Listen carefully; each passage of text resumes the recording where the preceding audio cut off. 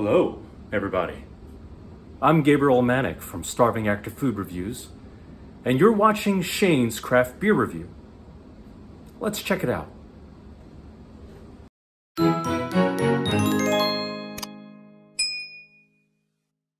What's up, everybody? Here we are. Like I said, I was taking a road trip, and what better place to come than one of my favorite places to visit, the Hardcore Pub.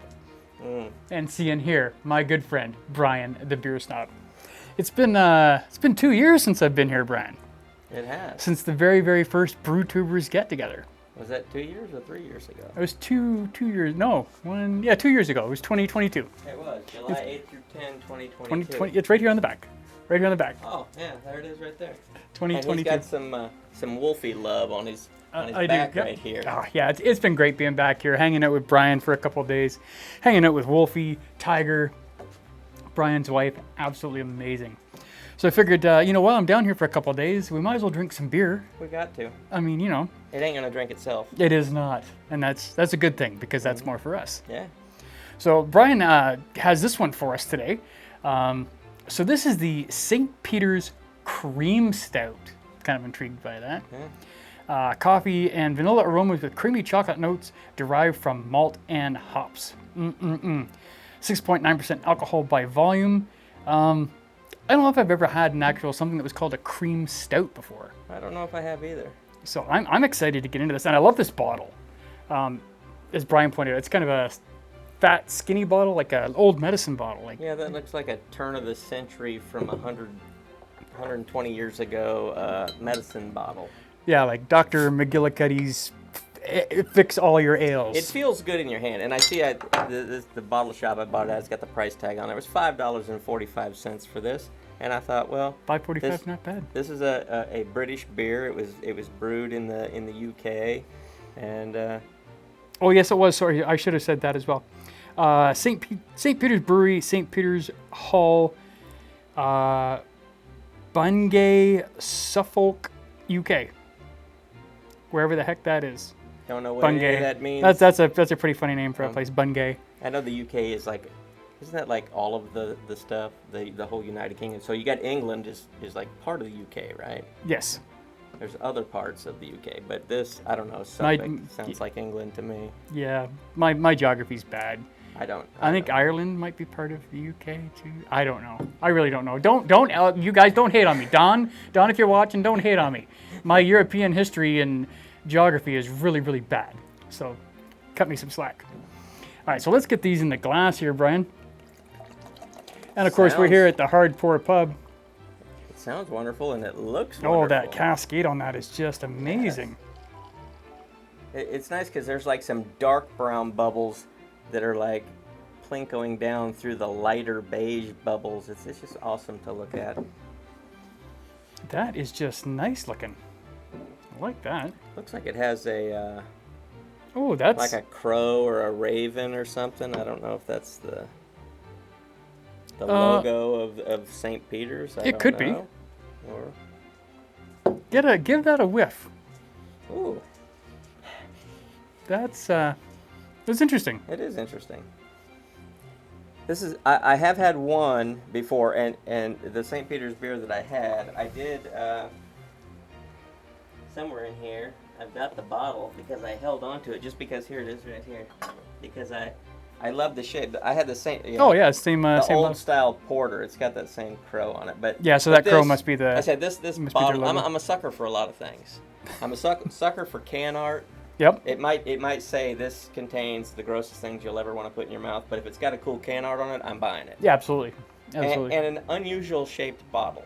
Yes. It's another thing that I'm a sucker for. I don't care if I know it's a style that I'm gonna hate.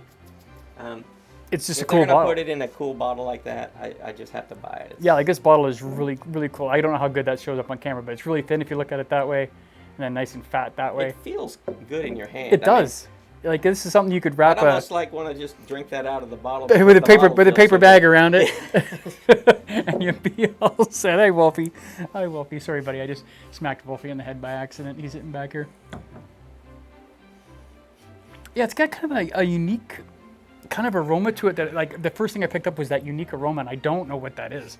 I'm kind of leaning towards it's a little like black licorice. It's very faint, but it's. Yeah. I love black licorice. I know there's a lot of people who find it repulsive, but I actually like it. I don't love it, but I don't hate it. It's one of those flavors I could, hey, it's okay, but I could do without it. But I'm picking up a touch of chocolate in there too. Yeah, this is, once again, I feel parched. I just had a light Ukrainian beer. Now I want to have a dark, nice little cream stout to top it off. We'll have a black and tan going on in our bellies. That's right. It's a black and tan in our bellies. Well, let's try this out, Brian. I'm intrigued. All right. Cheers. Cheers. Cheers, everybody.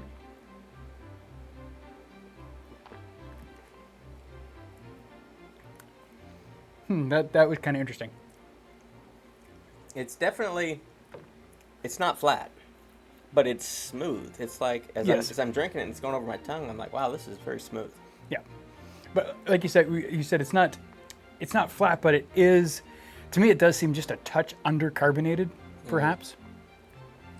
A little bit, but one thing I like is it's not sweet. It's not. No.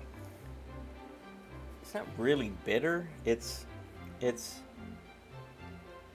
I like it because I'm nice. sensitive to the sweets now. Every once in a while, I'll drink a sweet beer and think, oh, yeah, it's good, but I'm only drinking the one. But I like a beer that's. This is kind of like in the middle of the road. It's not on the sweet side. It's not on the bitter side. It's just kind of like. Yeah, it's right smack down in the middle. And I like the flavor that it's giving off. Now, I did get thrown off on my first sip on this. I did get thrown off. Now, when I first got the beer into my mouth, for some reason, I thought I was going to get an alcohol burn from it. It was just that first sensation I got when it hit. And then when you swallow it, obviously it's only 6.9. There's no alcohol burn at all. But I just had that sensation like I was about to get that burn. So I was kind of ready for it, and then it kind of wasn't there. And I was like, oh, okay. So that kind of threw my taste buds off a little bit. But it's nice. It's not a bad little beer at all. It's actually quite unusual because I take a drink, swallow it, and I get like the aftertaste. And then when I go in for the next sip and I drink it and I swallow it, seems to be a different aftertaste. It's like, yeah, it is. I get exactly what you're saying. And because the first initial taste, I mean, for me anyway, outside of that, it's going to be a lot of alcohol. And then on the subsequent sips, it's kind of like, oh, it doesn't really taste like anything. And then as soon as you swallow it, all those flavors kind of come out of the background. I mentioned in the Ukrainian beer the 2 hops that I couldn't find on the label. Yes. Are they on there? It's because they're right here. Oh, because they're on this bottle. Fuggles and Challenger hops, plus a go. blend of 4 local barley malts, create an aromatic, robust, dark chocolate cream stout with a satisfying bittersweet aftertaste. Brewed with skill and patience in one of Britain's finest small breweries.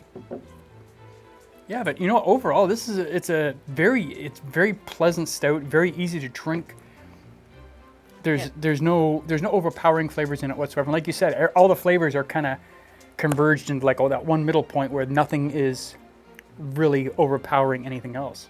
Yeah, and I always like to say like who would like this beer? And I know a lot of people for a lot of reasons don't like stouts. Yes. Especially if you just drink light beers all the time. This is the total opposite end of the spectrum of what you like. But this to me is not an obnoxious stout. It's not over the top with any of the stout-like flavors and characteristics that maybe a light beer drinker wouldn't like. Right. And it's not, like you said, it's not that heavy. Even though it's 6.9, it doesn't feel that there's that much alcohol. It doesn't feel heavy. It's got a good flavor to it, and nothing is just, like you said, nothing is coming at you really strong. It's not offensive. It's not too bitter. It's not too sweet. It's not too chocolate. It's not too malty. It's really, really well balanced. If any of the people watching don't like stouts because they're too much, I don't think this one would be too much. I think this is a good, maybe like an entry-level stout. An entry-level stout, and it's from England. So if you're in the United States, this is bougie because you're drinking international now. That's right. And show this to your friends, like, oh yeah, I just started getting into stouts, and I got this. You'll be popular. Oh yeah. Because it's from the UK. And just a lot of reasons. It's from the UK. It's got a cool bottle. It just feels good in your hand. And it tastes, I like it. I like the flavor. And it's a decent stout. It's thumbs up all the way around. I like it. I'm going to give it a rating. I'm going to give this probably like 3.75. It's really decent. I know, I rate everything at 3.75. Get off my case, guys. Jesus. Well, I'm going to give it a rating of Thumbs up. That's a thumbs up. That's fine. Yep, I know, I absolutely. give every beer a thumbs up. That's okay. That's not true. There's every once in a while you'll get one that's Four. no good. I think there's 4 that are absolute drain pours. Yeah, but this is a solid beer. Thanks for sharing this with me, Brian. Like I said, I'm looking forward to having a bunch more beers with this guy over the next couple days while I'm here. The refrigerator's full. It is full. When you run a place that's always open and always hard, you gotta have beer on hand. Hardcore Pub is always open and that's why I came, because I knew it would always be open here. It's 3 o'clock in the morning. He just got here. He comes in, walk right in. It's open. Walk in. It's open. Yeah. It's open.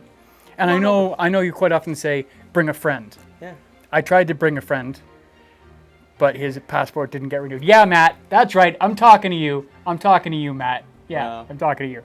Anyway. I always just think, I'm thankful Matt survived, That is true. I just always think, I didn't think he was going to make it. Well, All By Myself Season 2 was pretty rough on him. I mean, bears don't usually leave much, but they left just enough where he was able to survive, and he's fully functional now. Anyway, guys, thank you so much for tuning in.